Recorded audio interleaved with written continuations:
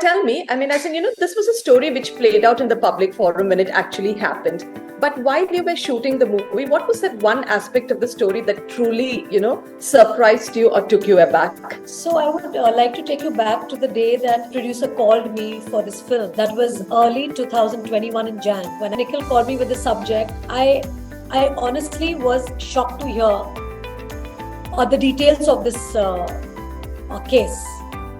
The fact that an Indian immigrant mother was separated from both her children, one being 5 months old and the other being 3, on the basis of cultural issues like feeding with the hand or putting a nazar ka tika or sleeping in the same bed and stuff like that. And it made me feel like, are you serious?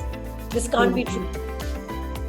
And then I hung up on him and I actually Googled this entire episode that you said that the Indian media had extensively carried reports on this case in 2011. In spite of that, being an Indian citizen, I didn't know about this case. And it was 2021 when I was hearing about it for the first time. And that got me thinking, that, wait a minute, this is a story that needs to be told. This is a story that I want to be part of. I want to tell the story of this brave mother who fought an entire country, fought in her own country, fought her own people, because she wanted her kids back and she didn't give up, no matter what happened. And what are the odds that she went through to just bring her children back?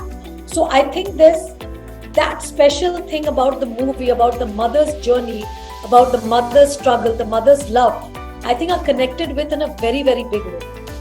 Me being a mom myself, so it was very important for me to be able to portray Devika's journey with utmost responsibility, because it is a real life story of a mother and it was her real struggle.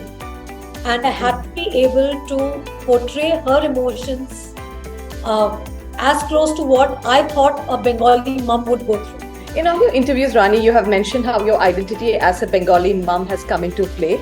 But do you think this is a role that you would have taken on even probably 5 years back if you were offered this or before Agadha was there?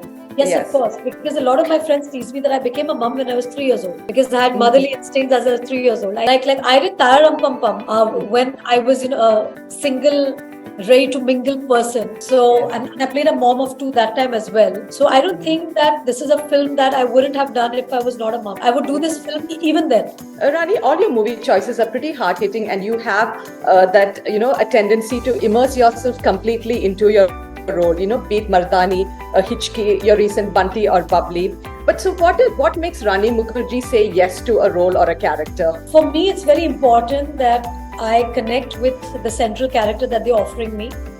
I have to feel emotional about that person and I have to understand that person because I have to portray her on screen.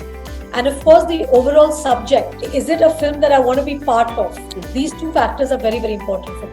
Like in Devika's case, in Mrs. Chatterjee's case, I just couldn't take myself away from the script.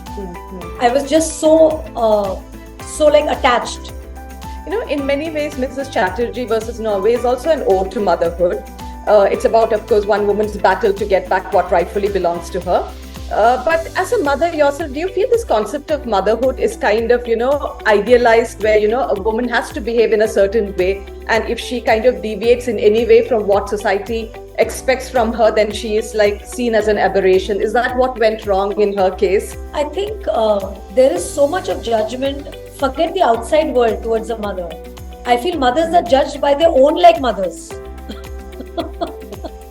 When you have a baby, you'll have your mother telling you, this is not the way I raised you, you should do this, you should do that. So it's not really something that you have to go far. Judgments happen at home. The judgments happen with people around you, your friends, family, your mother-in-law, your friends. There's so much that a woman has to deal with, and every mother reacts differently. Every mother has a different threshold of bearing pain. Every mother is a different mother with her kids, and every mother knows what is best for her child. Rani, I mean, I want to understand how do you, as in, what's your criteria for gauging success? For some it is box office collection, for others it's critical applause, and for many it is a creative satisfaction. But for you personally, how do you define success? For me, it's an amalgamation of all the three that you just spoke about. Because without box office success, I wouldn't know how many people have watched my film. And as an actor, it's very important for me that the hard work that I do, it reaches millions of people. I don't work for just a section of people to see and judge my work. I work for my fans. I work for people who like to come and see me work on screen. They have been doing that for the last 27 years, and I'm hoping they do the same 27 years from here on. For me, it's important. The box office validation is not about just the producer earning money.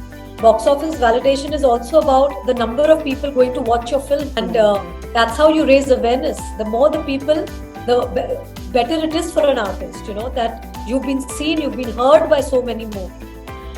When you talk of critical acclaim, you talk about people who have been critics and have been following your work for years, and they like to judge your work and critique your work and let you know where you can do better. So that's also very important for an actor's growth. Then you talk about creative satisfaction. Without creative satisfaction, an artist can be left very, very unsatisfied.